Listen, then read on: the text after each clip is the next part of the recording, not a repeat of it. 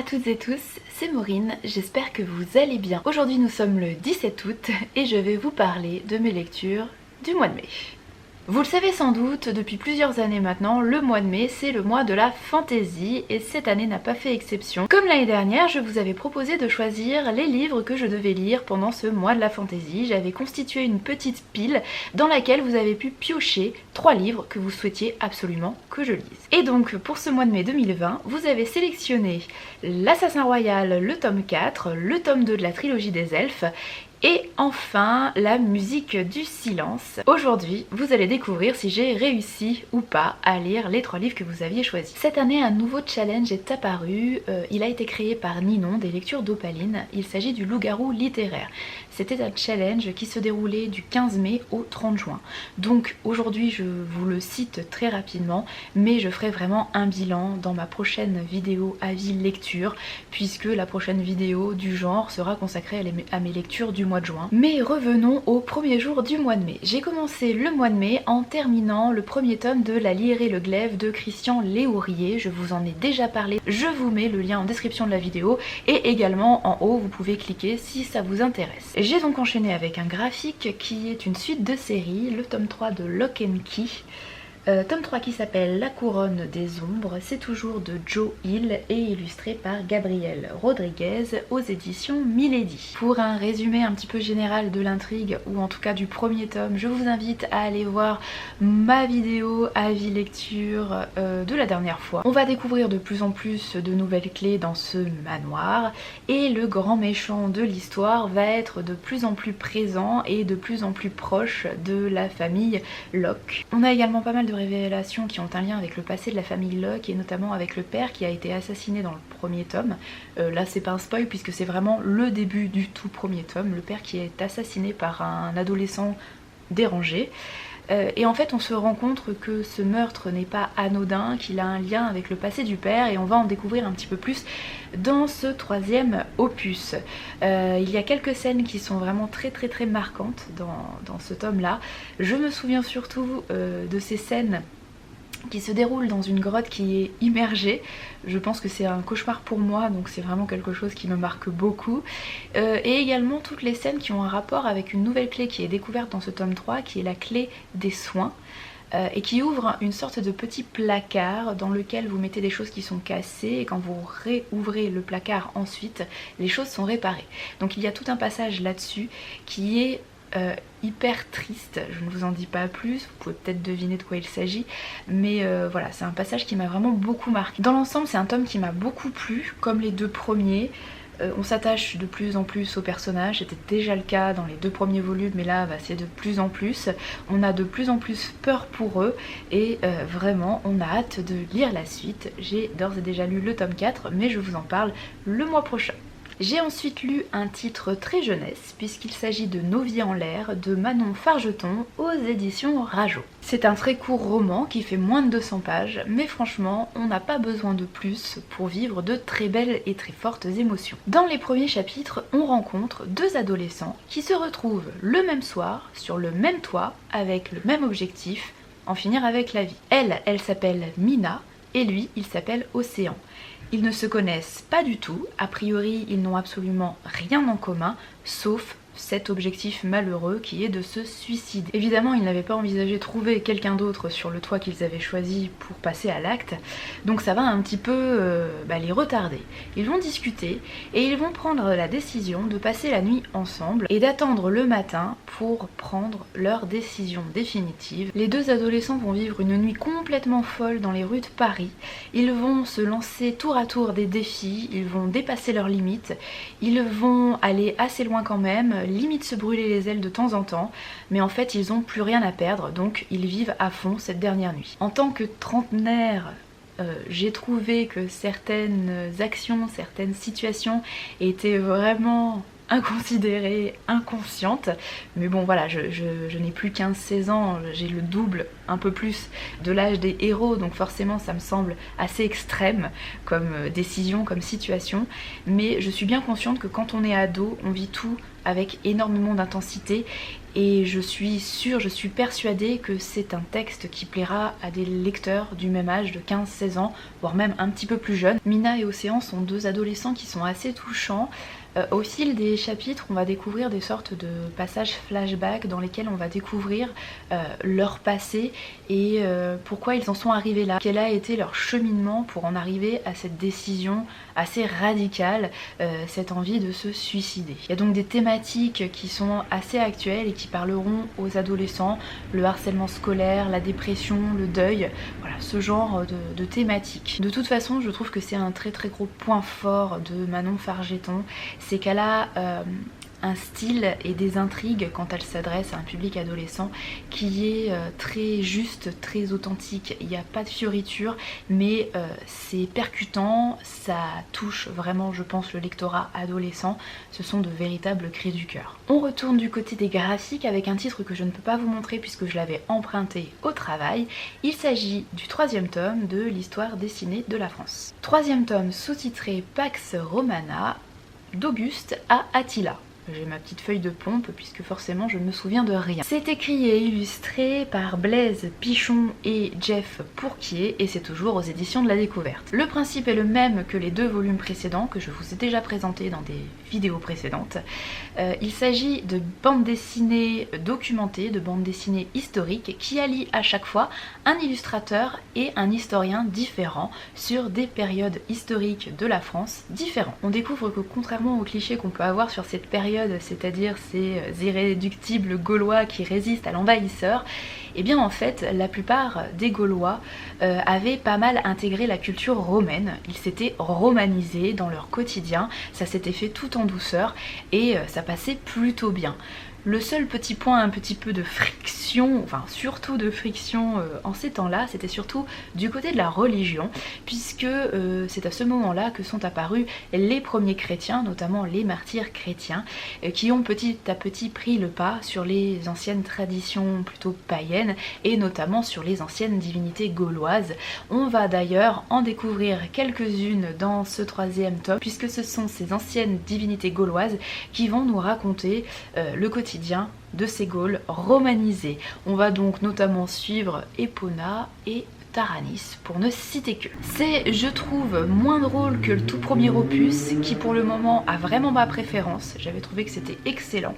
Mais en revanche, c'est un petit peu plus clair que le 2e tome, qui là m'avait un petit peu perdu. C'était extrêmement documenté, mais tellement que c'était pas hyper clair. J'ai bien aimé le fait qu'il y ait parfois des planches qui sont très pédagogiques, voire scolaires, et qui mettent en avant une amphore qui est baptisée Amphorix et qui va nous faire une petite leçon, qui va nous donner quelques anecdotes sur ce quotidien des Gaules romanisés. C'est vraiment une série de bandes dessinées qui vaut le coup, qui remet l'histoire avec un grand H au goût du jour et qui coupe un petit peu la tête aux idées reçues qu'on a pu hériter des historiens du 19e siècle. Il y a beaucoup de théories qui sont remises en question aujourd'hui et cette bande dessinée vulgarise un petit peu tout ça, tout en étant, encore une fois, extrêmement bien documentée, puisque à chaque fois, comme je vous le disais, c'est l'association d'un illustrateur et d'un historien différent. On repart du côté des romans avec le 4e tome de l'Assassin Royal,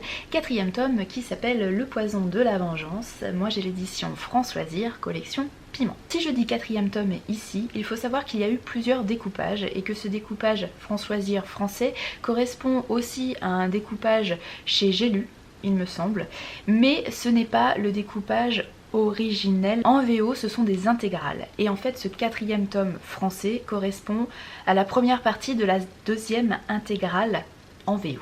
Donc il vaut mieux être au courant pour avoir la plupart des tomes sous la main et ne pas devoir vous arrêter comme ça en plein milieu de l'action. Puisque là, c'est vraiment un tome passerelle, un tome qui fait le lien entre la fin du précédent et vraiment l'action qu'il y aura dans le tome suivant.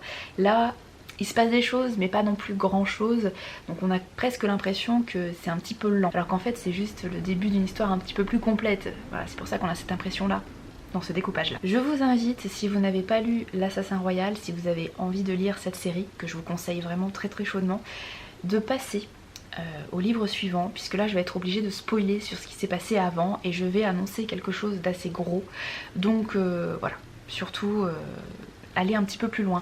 Je mettrai en description de la vidéo la barre du temps, comme ça vous pourrez cliquer directement sur le livre suivant et ne pas avoir de spoil, parce que ça serait vraiment dommage. Alerte spoil, vraiment je mets un gros panneau attention. À la fin du tome 3, le héros, le personnage principal, qui est donc Fitz Chevalery, se fait tuer. Il est mort. Voilà, la fin du tome 3 se termine comme ça. La fin de la première intégrale, si vous voulez. Donc, au début de ce tome-là, qui commence quelques jours après la mort de Fitz, on découvre un chapitre hyper étrange. On a l'impression qu'on a l'histoire à travers les yeux d'un loup. Et on va le comprendre très vite, que on découvre l'histoire à travers les yeux de Fitz, mais Fitz qui a utilisé l'art du vif et donc qui n'est pas revenu d'entre les morts complètement intact. Il est plus loup qu'humain finalement. En fait dans cette histoire il y a plusieurs dons qu'ont les personnages, et Fitz a l'art du vif, c'est-à-dire qu'il arrive à communiquer avec un animal bien particulier, et pour lui il communique, il arrive à entrer dans l'esprit de son animal presque totem qui est un loup. Un loup qui va devenir son meilleur ami au fil de sa vie, de son enfance à... maintenant il est adulte, et le loup qui va réussir à le protéger. Quand il va mourir, quand son corps, son enveloppe corporelle va mourir, l'âme, on va dire ça comme ça, de Fitz va se réfugier dans son loup, ce qui fait qu'il va réussir à survivre et ce qui fait qu'il va ensuite pouvoir regagner son corps quelques jours plus tard et ressusciter. En gros, voilà, c'est ça. Sauf qu'il ne ressuscite pas en étant complètement humain. C'est une épreuve tellement traumatisante qu'il a vécue. Et il a trouvé un tel réconfort en étant un animal, en ayant une vie simple d'animal, qu'il peine à reprendre pied et à retrouver vraiment son âme d'humain. D'ailleurs, les premières centaines de pages de ce tome-là, c'est vraiment la décision de Fitz qui se demande si ça vaut le coup vraiment de retourner... dans le monde des humains, ou s'il ne ferait pas mieux de rester du côté des animaux, de continuer à vivre avec son loup. C'est une vie beaucoup plus simple, c'est une vie au jour le jour, il suffit de trouver à manger, de dormir, d'avoir un lieu sûr, de se défendre, de se protéger, mais c'est une vie plus simple et qui comporte beaucoup moins de souffrance et de chagrin que la vie humaine. Donc c'est un petit peu lent, mais c'est, je pense, un rythme qui est assez représentatif de toute la saga de Robin Hobb. C'est un rythme qui est très introspectif, on est vraiment dans la tête de Fitz Chevalery, mais moi personnellement c'est ce qui me plaît beaucoup, puisque être très proche du personnage principal c'est aussi énormément ressentir ses émotions, et je trouve que Robin Hobb, l'autrice, est vraiment très douée pour ça. Elle met en scène des personnages qui sont très humains, hyper palpables. On a l'impression d'avoir des vraies personnes, des amis, et donc on souffre avec eux, on ressent de la joie avec eux. Bon, autant vous dire qu'on souffre quand même beaucoup dans cette histoire. Fitz, il n'est pas du tout épargné, et là pas du tout, même quand il a des moments où il croit que il va pouvoir vivre heureux quelque temps, eh bien non, on est vite détrompé. Une fois que Fitz a quand même réintégré son corps humain, son âme humaine, il va partir dans une quête de vengeance. Il va vouloir venger le roi Subtil, son grand-père, qui a donc été assassiné par un de ses fils, le prince royal, donc qui est l'oncle de Fitz, enfin un des oncles de Fitz, et en fait le véritable, normalement le véritable successeur au trône, c'est le prince Vérité, qui est porté disparu. Et donc Fitz va vouloir venger son grand-père, le roi Subtil. Il va vouloir aller assassiner le prince royal et retrouver, sauver le prince Vérité. Voilà en gros l'intrigue de ce tome-là. Donc évidemment tout ne se dénoue pas dans ce tome-là, hein. Je vous donne juste le gros fil rouge, mais en gros il avance sur la route, il va rencontrer des gens, des brigands, il va devoir se battre, il se rapproche un petit peu de son objectif, mais au final pas tant que ça. Bref, l'Assassin Royal, c'est vraiment une série que je conseille si vous avez envie de débuter la fantasy. Tout simplement parce que c'est extrêmement bien écrit, que même s'il y a énormément de personnages, on ne peine pas à se repérer dans cet univers-là, dans ce monde-là. Que le côté très humain, très palpable des personnages en font vraiment des personnages amis qui nous procurent énormément d'émotions. Et le côté merveilleux fantasy est effectivement un petit peu là, notamment dans l'art du vif, par exemple, et puis il y a d'autres créatures un petit peu, voilà, mais je ne vous en dis pas plus. Mais ça reste assez, pas subtil, mais ça prend pas toute la place. Voilà, donc si vraiment vous avez peur des univers trop compliqués à comprendre, avec beaucoup trop de magie, des pouvoirs, avec des créatures, vous ne vous y retrouvez pas, je vous invite à vous lancer dans une série comme l'Assassin Royal, en sachant quand même que dans ce découpage il y a 13 tomes, avec en plus une série qui s'intègre au milieu de ces 13 tomes qui sont les aventuriers de la mer. En revanche, il ne faut pas avoir peur des rythmes un petit peu lents, puisque comme je vous le disais, c'est quand même quelque chose d'assez introspectif. Donc il n'y a pas des combats et de l'action toutes les pages, mais c'est ce qui permet de s'ancrer vraiment dans ce monde et de s'attacher énormément aux personnages parce qu'on vit leur quotidien avec eux, notamment le quotidien de Fitz qu'on découvre dans le premier tome alors qu'il n'est qu'un petit enfant qui va grandir dans un royaume avec beaucoup de complots, de manipulations, un petit peu à la Game of Thrones, en sachant que là c'est quand même un petit peu moins gore, glauque, cruel, même s'il y a quand même quelques assassinats, etc. Ça s'appelle quand même l'Assassin Royal, donc ça veut bien dire ce que ça veut dire. J'enchaîne après ce très long passage, mais j'avais vraiment envie de vous parler de l'Assassin Royal parce que ça faisait longtemps que je l'avais pas fait et c'est vraiment une série qui vaut le coup. J'enchaîne par quelque chose qui sera beaucoup plus court puisqu'il s'agit d'un album jeunesse qui s'appelle Un peu perdu de Chris Houghton aux éditions Thierry Magnier. Je vous en ai déjà un petit peu parlé dans la vidéo précédente qui était un book haul. C'est un album que j'adore, que j'ai lu et relu et que j'aime toujours autant. C'est l'histoire d'une petite chouette, d'un bébé chouette qui va tomber de son arbre alors qu'il est endormi, et une fois qu'il tombe de son arbre, il est à la recherche de sa maman. Il va rencontrer un écureuil qui va lui venir en aide dans la quête de sa maman. Sauf que l'écureuil, il est un petit peu concon quand même, parce qu'il ne sait pas à quoi ressemble une maman chouette. Donc il va demander à chaque fois au bébé chouette à quoi ressemble ta maman. Et donc bébé chouette par exemple va dire à l'écureuil, maman elle est grande, comme ça. Et l'écureuil va lui dire ok c'est bon je sais, viens je sais où elle est ta maman, viens voir. Et en fait il va l'amener à une maman ours. Rien compris l'écureuil. Et voilà, c'est un peu en randonnée. À chaque fois bébé chouette va dire ma maman elle a les oreilles pointues comme ça. Et l'écureuil, oh c'est bon, ok, je vois qui c'est, allez viens, je vais t'amener, viens voir ta maman. Et en fait à chaque fois il est complètement à côté de la plaque. Donc ça marche énormément avec les petits. Super souvenir de cette lecture en accueil jeunesse. J'adore les dessins qui sont trop mignon. Je ne peux que vous conseiller pour les petits, jusqu'à 3-4 ans, ça marche très bien. Autre lecture assez marquante qui est en fait une relecture. Il s'agit du tome 2 de la trilogie des elfes, deuxième tome qui s'appelle La Nuit des elfes, c'est de Jean-Louis Fedgen et moi j'ai l'édition Belfond. Relecture puisque c'est une trilogie que j'ai lue lorsque j'étais adolescente. C'est même, je crois, la première trilogie de fantasy française que j'ai lue et donc j'ai une tendresse toute particulière pour cette histoire. Quand j'ai relu le premier tome il y a 3 ans, j'avais un petit peu peur parce que je me suis dit en étant adulte, en ayant lu beaucoup de fantasy depuis, je vais sans doute voir beaucoup de défauts là-dedans et en fait ma relecture du premier tome a été très émouvante.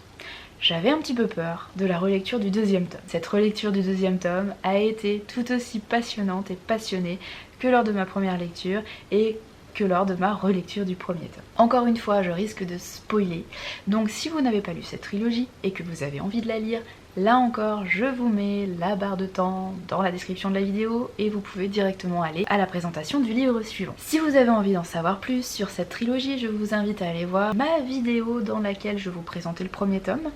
Je vous mettrai le lien ici et en description. Et comme d'habitude, tous les livres que je vous présente sont chroniqués sur le blog, notamment les premiers tomes. Donc si vous avez envie d'en savoir plus sur le premier tome, je vous invite à aller voir les chroniques écrites sur le blog. Dans ce deuxième tome, les hommes continuent leur marche vers la domination du monde, vers la domination de tous les autres peuples. Au début de ce deuxième tome, comme ils ont réussi à voler le talisman magique du peuple des nains, ils vont réussir à éliminer le peuple des nains. En fait, ils réussissent, c'est pas vraiment eux qui réussissent, mais les nains sont tellement détruits par la perte de leur talisman qu'ils vont eux-mêmes s'enterrer sous leur montagne.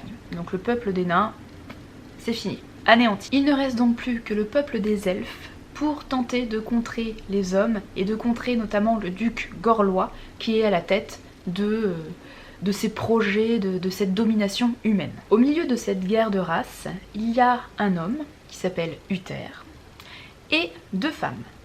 Une qui est la reine des hauts elfes et qui s'appelle Lyanne, et l'autre qui est une reine humaine qui s'appelle Ygren. Évidemment, Uther est amoureux des deux femmes qui sont complètement différentes, mais son choix peut faire basculer l'équilibre du monde. Rien que ça. Le premier tome suivait vraiment un schéma qui était très proche de celui du Seigneur des Anneaux. D'ailleurs c'est quelque chose qu'on a beaucoup reproché à ce premier tome, d'être une pâle copie du Seigneur des Anneaux. Moi ça ne m'a jamais dérangé puisque j'y trouvais énormément de références et pas seulement au Seigneur des Anneaux. Mais c'est vrai qu'on suivait une communauté constituée de représentants de plusieurs races qui partaient à la enquête d'un objet un petit peu particulier. Je ne vous en dis pas plus. Là on quitte complètement l'univers du Seigneur des Anneaux, même s'il y a toujours des elfes, des nains, etc. Bon bah non, des nains il y en a plus, mais bon bref, vous voyez de quoi je veux parler. Et on va entrer de plein fouet dans les légendes arthuriennes.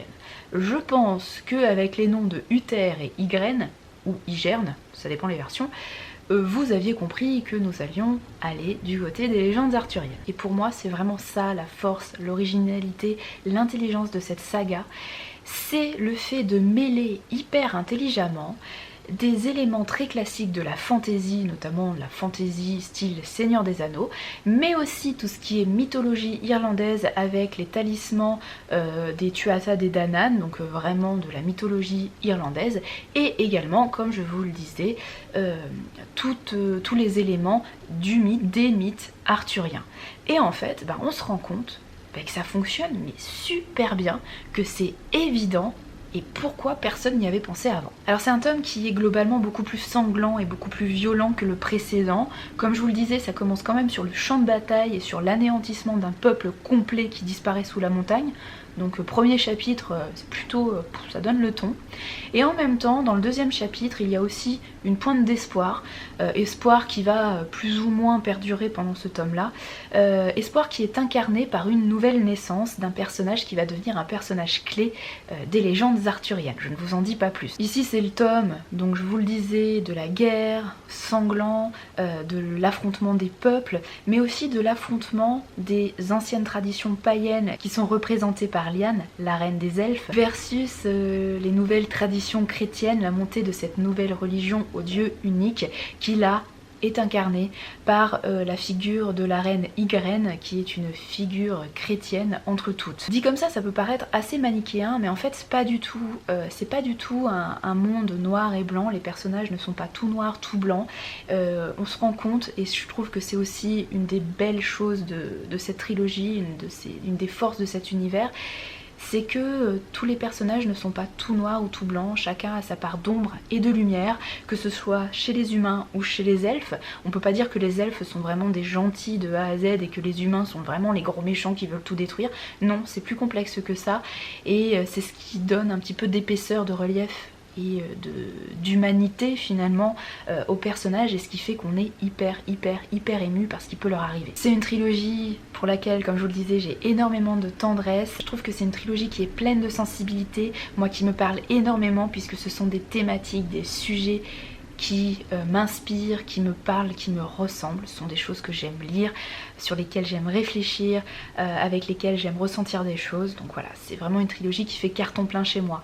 Mon seul petit regret, c'est que chaque tome est assez court, ça fait moins de 300 pages à chaque fois, donc j'aurais aimé que ce soit encore plus long. Bon, je me console en me disant que j'ai quand même la relecture du 3e tome à faire pour continuer un petit peu l'aventure, et surtout j'ai aussi la relecture et même la lecture de la trilogie annexe autour des elfes qui s'appelle Les Chroniques des Elfes et qui est une sorte de préquel à l'histoire de Lyanne, la reine des elfes. En fait je dis lecture et relecture parce que j'ai déjà lu le 1er tome de ces Chroniques des Elfes, mais je n'ai jamais lu les tomes 2 et 3 de cette trilogie annexe. Donc voilà, ça sera à mi-chemin entre la relecture et la lecture.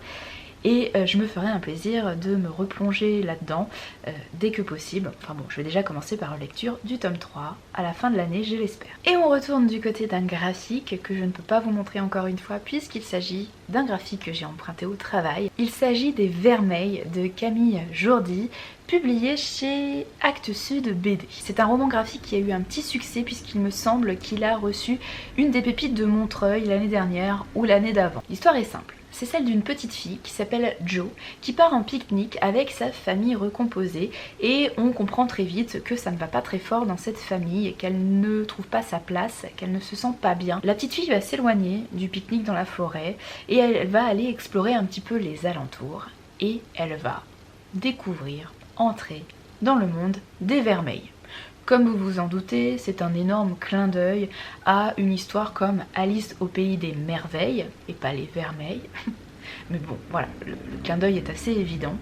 La petite fille va vivre une sorte d'épopée dans la forêt, va rencontrer beaucoup de personnages assez hauts en couleur et assez étranges. J'ai trouvé finalement que c'était assez classique, pas forcément très original. J'ai pas été plus que ça emballée par les illustrations. Alors certes c'est très pastel, c'est très doux, très mignon, comme une petite friandise, un petit bonbon. Donc je comprends que ça plaise. Les planches sont pleines de petits détails, ça foisonne. Donc il y a beaucoup de choses à regarder. Donc encore une fois je comprends que ce soit séduisant. Mais pour ma part, je vais pas forcément aimer plus que ça le coup de crayon. Et l'intrigue, pas hyper originale. Donc voilà. Une petite déception pour ma part. On repart du côté des romans avec cette fois La musique du silence de Patrick Rothfuss aux éditions Bragelonne. C'est en fait un tome annexe à la série principale de Patrick Rothfuss, série qui s'appelle Chronique du tueur de rois. Le premier tome s'appelle Le nom du vent et le tome suivant La peur du sage. Tout ça pour dire que ce tome annexe est assez étrange et que je vous le déconseille absolument si vous n'avez pas lu au moins Le nom du vent. Parce que dans cette musique du silence, on va découvrir un personnage qui est très étrange, qui s'appelle Ori, qui est une jeune fille, qui est en fait un personnage secondaire que l'on rencontre dans Le nom du vent. La musique du silence, c'est donc un court roman dans lequel il se passe pas grand chose, faut bien l'avouer. En fait, on suit Ori dans le sous-monde, dans ce monde souterrain qui est une sorte de labyrinthe dans lequel il y a énormément de salles différentes, dans lesquelles il y a énormément d'objets qui ont été abandonnés. Et en fait, Ori, elle passe son temps à déplacer les objets d'un endroit à l'autre parce qu'on comprend, elle a une sorte de don qui est de pouvoir communiquer, on peut dire ça comme ça, avec les objets, en tout cas de comprendre quelle est la place réelle de chaque objet. Elle se rend compte que certains ne sont pas bien là où ils sont parce qu'ils ne devraient pas être là. Donc elle, son but, c'est de déplacer les objets d'un endroit à l'autre pour les remettre à leur place, pour qu'ils se sentent bien. Pendant cette centaine de pages, on va suivre Ori sur une semaine qui a un objectif particulier, c'est de trouver le cadeau parfait pour Kvothe, qui est le personnage principal du nom du vent. Ori, c'est une figure un petit peu étrange qui me fait beaucoup penser à Luna Lovegood dans Harry Potter, mais je trouve que Ori a un côté quand même un peu plus sombre. C'est quand même un personnage un petit peu perché, comme Luna Lovegood, et qui a un côté très bienveillant. Donc on ne peut qu'être touché par cette jeune fille qui est particulière, mais qui est aussi très sensible et très émouvante. Autre point positif, c'est que je trouve que Patrick Rothfuss a vraiment un don dans la description et il nous permet, nous lecteurs, d'être très vite immergée dans son univers. Par contre, je trouve que la musique du silence n'est pas forcément très représentatif du reste des livres de Patrick Rothfuss. Bon, moi j'ai lu que Le Nom du Vent, mais je trouve que ça n'a pas vraiment de rapport en fait. Et donc, si vous commencez par la musique du silence, vous allez certainement être déstabilisé. Vous allez pas franchement comprendre ce qui se passe. C'est vraiment une intrigue et un personnage qui sont tellement perchés, tellement bizarres que pour commencer avec Patrick Rothfuss, je pense pas que ce soit la meilleure chose à faire. Donc voilà, encore une fois je vous déconseille de commencer par celui-ci. J'ai oublié de vous dire qu'il y a quelques illustrations qui sont un petit peu éparpillées dans ce court roman, des illustrations style gravure en noir et blanc, et elles sont jolies, mais je trouve qu'elles sont aussi mystérieuses et quasiment aussi illisibles que le roman. C'est tout aussi étrange que le texte qu'elles illustrent. Et j'enchaîne une nouvelle fois avec des graphiques, les 2 premiers tomes de la série Rat Queens. Le premier tome s'appelle Donjons et Dragons, mais Dragons G-U-O-N-S. Et le deuxième tome s'appelle 4 filles et un poulpe. Ce sont des comics qui sont écrits et illustrés par Curtis J.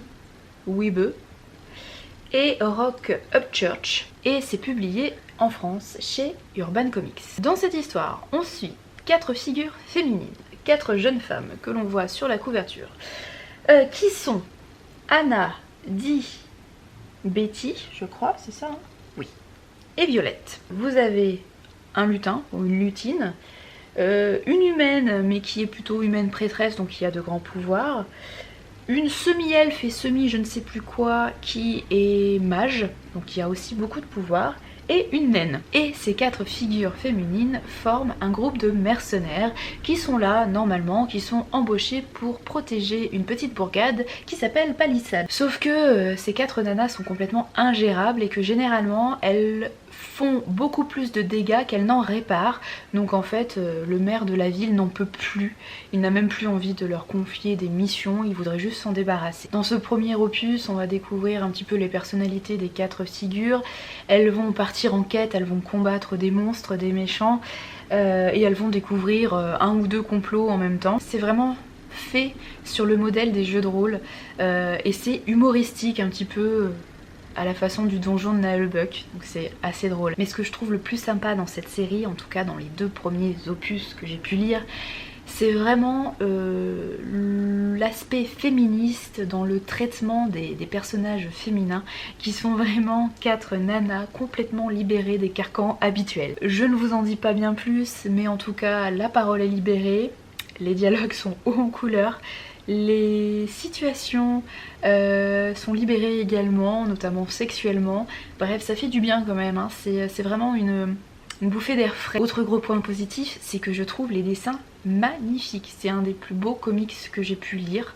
Franchement, je trouve notamment les dessins des 4 héroïnes, hein, l'enveloppe qu'on a pu leur donner, vraiment super bien faite. Je les trouve belles toutes les 4. Intéressantes également toutes les 4, elles ont des personnalités vraiment super sympas, et j'ai une petite préférence pour Dee qui pour le moment est toujours très mystérieuse, qui est la seule humaine du groupe, mais une humaine avec beaucoup de pouvoir, et on sent qu'elle a un passé assez mystérieux, il y a plein de secrets, elle a vécu des choses assez particulières, on en apprend un petit peu plus dans le 2e volume, mais pour le moment voilà, c'est vraiment ma préférée. En plus je la trouve vraiment trop belle, et voilà, c'est complètement futile comme argument, mais je la trouve magnifique. Bon, j'aime bien Violette aussi, la naine rousse, forcément, je la trouve badass, je la trouve super chouette. C'est vraiment une super réussite, un 100%, j'ai adoré ces 2 premiers comics. Le seul point négatif, c'est que la suite n'a jamais été traduite en France. Qu'est-ce que vous attendez, Urban Comics? Je quitte les graphiques pour vous parler d'un très court texte jeunesse qui s'appelle La Princesse Invisible. C'est de Eglal Herrera aux éditions L'École des Loisirs dans la collection Mouche. C'est vraiment un très court texte qui fait à peine une 50aine de pages. C'est une première lecture pour les enfants qui commencent à lire. C'est un conte tout simple, avec une morale, rien de très original, rien de très particulier. L'intrigue se passe plutôt dans un monde oriental. On va découvrir un royaume luxuriant jusqu'au moment où, par une nuit de tempête, la petite princesse va naître. En même temps, sa mère va mourir et la petite princesse qui s'appelle Dounia va ensuite vivre les 20 années suivantes enfermée, invisible. Personne ne la voit jamais, on ne sait pas à quoi elle ressemble. Son père annonce que le peuple la verra, la découvrira lors de son 20e anniversaire, lorsqu'elle se mariera. Pourquoi donc personne ne peut la voir? Quel est le secret qui se cache derrière tout ça? En tant qu'adulte, on se doute très bien de ce qu'il y a derrière tout ça, on se doute qu'il y a une malédiction. Ça aborde des thématiques assez courantes du côté des contes, une morale sans grande surprise, mais encore une fois, pour les très jeunes lecteurs qui commencent à lire, ce sera un premier roman, une première lecture plutôt agréable, plutôt facile à lire, avec une police de caractère qui est assez grande, donc ça aide à la lecture des petits. Il y a quelques illustrations en noir et blanc, ça fait un petit peu vieillot quand même. Je pense que les enfants ont envie de choses un petit peu plus colorées et un peu plus modernes, mais quand même quelques illustrations pour les aider à imaginer ce qui peut se passer dans cette histoire. Dernier titre graphique dont je vous parle dans cette vidéo, il s'agit du tome 1 des Légendes de la Garde de David Peterson, premier tome qui s'appelle Automne 1152 et c'est aux éditions Gallimard bande dessinée. Dans cette série, on découvre une société de petites bestioles, des petites souris, une société organisée avec ses villes, sa hiérarchie, sa politique, sa géographie, bref, tout ce qu'il faut. Et dans cette société de souris, certaines font partie de ce qu'on appelle la garde, donc des souris qui sont là pour protéger la société, la population. On va notamment découvrir trois petites souris qui font partie de la garde, qui sont parties en mission. Et lors de cette mission, elles vont découvrir un complot qui est en marche, en place, et qui est là pour détruire un petit peu le royaume des souris. Donc c'est pas une intrigue forcément très complexe et très originale dans ce premier volume, mais ce que j'ai trouvé absolument génial là-dedans, c'est le fait d'avoir créé une société organisée, avec vraiment un monde comme un monde humain, sauf qu'à la place des humains ce sont des petites souris. C'est super mignon, c'est trop beau visuellement. Je peux d'ores et déjà vous dire que j'ai déjà lu les tomes 2 et 3. Je les ai lus au mois de juin, je crois. Oui, au mois de juin. Donc je vous en parlerai la prochaine fois. Et c'est toujours aussi beau, mais c'est encore mieux puisque les intrigues sont un petit peu plus complexes. C'est de la fantaisie animalière qui est conseillée dès l'âge de 8 ans, mais franchement les adultes vont se régaler également. C'est vraiment une super belle série, je vous conseille à 100%. Et je termine ces très longues vidéos avec un dernier roman qui a été un gros coup de cœur. Il s'agit du livre Embardé de Christophe Léon, publié aux éditions La Joie de Lire. Là encore je ne peux pas vous le montrer puisque je l'ai emprunté au travail. C'est un titre jeunesse très court qui fait moins de 100 pages, mais qui est percutant, poignant. Ça a été pour moi la découverte du style de Christophe Léon, qui est un auteur jeunesse assez prolifique, qui a beaucoup écrit mais que je n'avais encore jamais lu. J'avais envie de découvrir cet auteur jeunesse qui est très apprécié et donc j'ai pioché dans les titres qu'on avait à la médiathèque. Je me suis tournée vers Embardé puisque c'est celui qui avait la thématique, l'intrigue qui m'inspirait le plus, et quelle bonne idée j'ai eue là puisque ça a été vraiment un gros coup de cœur. On est dans une société futuriste et dès le premier chapitre on est plongé au cœur de l'action. On découvre deux personnages qui sont Georges et Phil, qui sont au cœur de Paris alors qu'ils ne devraient pas y être puisqu'ils n'ont pas de laissez-passer pour y entrer. Ils sont là puisqu'ils cherchent un cadeau d'anniversaire pour leur fille adoptive qui s'appelle Gabrielle et qui va avoir 13 ans. Comble de malchance, Phil et Georges vont avoir un accident de voiture.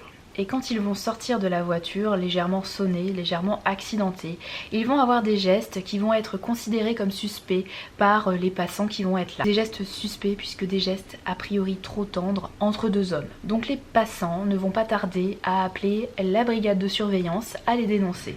Donc Phil et Georges vont être en fuite, en cavale, poursuivis par cette brigade. De son côté, la petite Gabrielle, 13 ans, attend dans l'appartement, dans un des ghettos en dehors de la ville. Elle attend le retour de ses deux papas, sauf qu'ils ne reviennent pas. Donc plus le temps passe, plus elle s'inquiète. Ce que j'ai trouvé super intéressant dans ce titre, même si c'est pas forcément original mais c'est hyper bien fait, c'est le fait qu'il y a une alternance de chapitres, des chapitres qui sont plutôt au présent de narration, c'est-à-dire qu'on suit Gabrielle qui attend ses papas avec inquiétude et les papas qui pendant ce temps-là, sont en fuite dans Paris. Et des chapitres qui, eux, sont au passé, qui font office de flashback, puisque c'est Gabrielle qui nous raconte son passé, qui nous raconte son adoption par Phil et Georges, qui nous raconte les années avec eux, et surtout qui nous explique cette montée progressive de l'intolérance, l'homophobie, de l'ostracisme, et qui nous raconte ça à travers ses yeux d'enfant, de préadolescente, qui ne comprend pas toute cette haine, alors que elle ne voit que de l'amour entre ses papas. Il y a aussi un petit côté racisme, puisque Gabrielle est une enfant noire, et là aussi elle subit, elle reçoit des remarques racistes, et là aussi du haut de son jeune âge, elle ne comprend pas pourquoi il y a un problème avec sa couleur de peau. C'est évidemment un livre qui dénonce, mais aussi qui questionne sur l'installation progressive de systèmes totalitaires. En fait, on se rend compte que c'est une progression qui est très lente. Au début, c'est presque invisible. Et puis petit à petit, ça s'installe. Il y a de plus en plus d'intolérance, des manifestations, de plus en plus de mise de côté, des ghettos. Là, on n'a pas d'étoile jaune, mais on a un losange rose pour les couples homosexuels. Et en fait, quand on se rend compte de tout ça, quand on se rend compte de l'horreur du truc, bah il est déjà trop tard, tout est déjà installé. 94 petites pages, vraiment c'est très court, mais c'est hyper percutant et c'est marquant vraiment durablement. Je ne peux que vous conseiller ce très court texte, plutôt destiné à la jeunesse à la base, mais que chacun devrait lire. J'en ai fini avec la présentation de tous les livres que j'ai pu lire au mois de mai. Comme vous avez pu le voir, c'était quand même un mois assez varié et un mois quand même très riche en très belles lectures ou relectures. Bon, alors si on fait le bilan de ce mois de la fantaisie, lorsque je vous l'avais demandé, vous aviez choisi 3 livres que je devais lire absolument pendant ce mois de mai, pendant ce mois de la fantaisie. Rappelez-vous, vous aviez choisi le tome 4 de l'Assassin Royal, le tome 2 de la trilogie des elfes, la musique du silence. Je crois que j'ai rempli à 100% votre mission. Et je dirais même qu'il y a eu quelques bonus, puisque dans la liste que j'avais constituée à la base, il y a quelques titres que vous n'aviez pas retenus, mais que j'ai quand même lu. Les légendes de la garde, les 2 tomes de Radquins. Et je dirais même qu'à la fin de ce mois de mai, j'ai commencé un autre titre qui était dans cette liste, titre que je vous présenterai très longuement dans la prochaine vidéo. Il s'agit du 3e tome de Roi du Monde de Jean-Philippe Jaworski. Je préfère le garder pour le mois de juin, puisque j'ai lu la grosse majorité de ce livre au mois de juin. J'espère que cet avis lecture vous aura inspiré, que vous aurez trouvé de nouvelles idées de lecture. Si vous avez lu les livres que je vous ai présentés, si vous avez le même avis ou un avis complètement contraire, n'hésitez pas à me dire tout ça en commentaire. Je lis toujours tous vos commentaires et j'essaye de répondre à la très grosse majorité. Parfois j'ai un petit peu de retard, mais normalement j'essaye vraiment de répondre à tout le monde. Je fais juste un petit aparté avant de conclure cette vidéo. En ce moment sur Instagram, je suis en train de faire un énorme tri dans les abonnés. Tout simplement parce que je me suis rendu compte que si j'avais atteint 3000 abonnés, la plupart des gens ne voyaient absolument pas ce que je pouvais poster. En gros, la plupart de mes publications Instagram peinaient à atteindre 100 likes. Alors 100 likes alors que j'ai 3000 abonnés, je vous avoue que le ratio est quand même assez pauvre. Il y a une légende urbaine en ce moment qui traîne sur Instagram qui dit que si vous avez énormément d'abonnés qui sont complètement inactifs sur votre compte est jugé inintéressant par Instagram et donc vos publications ne sont pas du tout mises en avant. Donc je ne sais pas si c'est vrai. Mais dans le doute, je me suis dit que ça serait bien de faire un petit ménage dans les gens qui sont abonnés à mon compte mais qui ne sont absolument pas actifs, qui sont considérés comme des abonnés fantômes. Donc en ce moment, ce que je suis en train de faire, c'est que je regarde tous les abonnés à mon compte Instagram, que tous les comptes bidons, fake, qui ne sont plus du tout alimentés, je les supprime. Et je pense que je vais également supprimer les gens qui sont des vraies personnes derrière ces comptes-là, mais qui n'interagissent pas du tout avec mes publications depuis de nombreux mois. Donc ça ne sert absolument à rien qu'ils restent dans mes abonnés si mon contenu ne les intéresse pas, ne les intéresse plus, ce qui est tout à fait légitime, hein, je l'entends très bien. Bref, moi ça ne m'intéresse pas d'avoir 3000 abonnés, je préfère en avoir 500, mais avoir 500 personnes qui voient mes publications et qui interagissent avec moi de temps en temps, qu'il y ait des échanges. Voilà, donc ne vous inquiétez pas si vous faites partie des gens qui ne vont plus être abonnés à mon compte Instagram, ça peut arriver, je vais faire un très gros tri. Si vous n'avez pas envie d'être supprimé de ces abonnés fantômes, n'hésitez pas à interagir avec mes dernières publications, à mettre ne serait-ce qu'un petit like like ou un petit commentaire. Comme ça, je verrai que vous êtes toujours là, que vous êtes toujours au moins un petit peu intéressé par ce que je publie et donc je ne vous supprimerai pas de ma liste d'abonnés. Bref, après tout ça, je vous souhaite de très belles lectures, une très belle fin d'été et je vous dis à très bientôt. Merci.